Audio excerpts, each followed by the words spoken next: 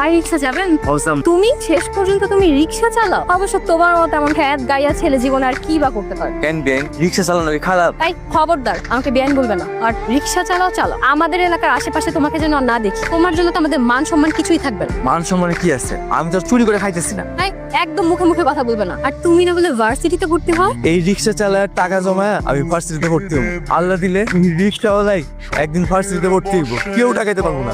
রিক্সাওয়ালা গাইয়া খ্যাত নাকি আমার ভার্সিটিতে পড়বে? চালায় রিক্সা, স্বপ্ন দেখে ভার্সিটি। আল্লাহ এই অহংকারের পতন।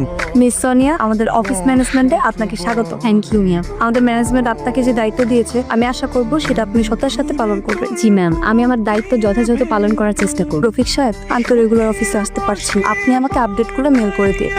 কোনো যাবেন? আহারে আপনি আপনি বই পড়তে পারেন? এবার ভার্সিটিতে ভর্তি হবো, তাই রিক্সা চালায় টাকা জোগাড় করতেছি। ভার্সিটিতে ভর্তি হবে? ভর্তি হতে আর কত টাকা লাগবে? ভার্সিটিতে কত টাকা লাগে তা তো জানি না। আজকে আমিও ভার্সিটিতে ভর্তি হবো, তোমার ভর্তি যত টাকা লাগে আমি দেবো। না না, এটা আমি করতে পারবো না, আমার জানলে বোকা দিবে। তোমার টাকা জোগাড় করতে করতে তো ভার্সিটিতে ভর্তির সময় শেষ হয়ে যাবে। তা অবশ্য ঠিকই কইছে। আমি যে ভার্সিটিতে ভর্তি হবো তুমি কি সেটাতে ভর্তি হবে? তো টাকা তো জোগাড় করতে পারি নাই। ভর্তি হতে যত টাকা লাগে সব আমি, তুমি পরে রিক্সা চালিয়ে দিয়ে দিও। আলহামদুলিল্লাহ, তাইলে আমি রাজি। তোমার পেপারস গুলো থাকলে তুমি আজকেই ভর্তি হতে পারো। পেপারস দোষ সব আমার গদি নিচে আছে। তাহলে তো খুবই ভালো, চলো তোমাকে আজকেই ভর্তি করে দিতে। কি ব্যাপার ঝুমা, এখানে বসে আছো? তোমার স্টাডি নেই? আমার দাদুমণির জন্য মন খারাপ, দাদুমণির কাছে যাও। দাদুমণির কথা একটাবার উচ্চারণ করলে দিবা একটা থাপ্পড়। সোনিয়া, আজকে প্রথম দিন অফিস কেমন লাগলো? অনেক ভালো লেগেছে। আমার অফিসের ডিরেক্টর ম্যাডাম সবাইকে ওর সাথে পরিচয় করিয়ে দিয়েছে, ও আমার শালিক। আপু, ম্যাডামটা না অনেক ভালো। আজকে তোমার দেবরকে রাস্তায় পেয়েছিলাম। কি করছিল? ঘুরছিল? না, রিক্সা চালাচ্ছিল।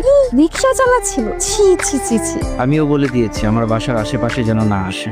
খুব ভালো করেছো। আনকালচার খ্যাত কেউ একটা, সে নাকি আমার ভার্সিটিতে ভর্তি হবে। মামা, আম্মা, কই তোমরা? তাড়াতাড়ি আসো। কি হয়েছে? চিল্লাইতেছো কেন? ঠিক আছে, আজকে তোমার এত খুশি খুশি লাগতেছে যে? আমি ভার্সিটিতে ভর্তি হয়ে গেছি।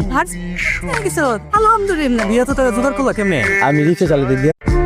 ভাই রিক্সা যাবেন? Awesome. তুমি শেষ পর্যন্ত তুমি রিক্সা চালাও? অবশ্য তোমার মতো এমন খ্যাত গাইয়া ছেলে জীবনে আর কি বা করতে পারে? কেন বেন রিক্সা চালানো কি খারাপ? তাই খবরদার আমাকে বেআইন বলবে না। আর রিক্সা চালাও চালাও, আমাদের এলাকার আশেপাশে তোমাকে যেন আর না দেখি। তোমার জন্য তো আমাদের মান সম্মান কিছুই থাকবে না। মান সম্মানে কি আছে? আমি তো চুরি করে খাইতেছি না। তাই একদম মুখে মুখে কথা বলবে না। আর তুমি না বলে ভার্সিটিতে ভর্তি হও? এই রিক্সা চালায় টাকা জমায় আমি ভার্সিটিতে ভর্তি হবো।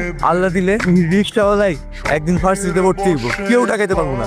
রিক্সাওয়ালা গাইয়া খ্যাত নাকি আমার ভার্সিটিতে পড়বে? চালায় রিক্সা, স্বপ্ন দেখে ভার্সিটি। আল্লাহ এই অহংকারের পতন। মিস সোনিয়া, আমাদের অফিস ম্যানেজমেন্টে আপনাকে স্বাগত। থ্যাংক ইউ মিয়া। আমাদের ম্যানেজমেন্ট আপনাকে যে দায়িত্ব দিয়েছে আমি আশা করব সেটা আপনি সততার সাথে পালন করবেন। জি ম্যাম, আমি আমার দায়িত্ব যথাযথ পালন করার চেষ্টা করব। রফিক সাহেব,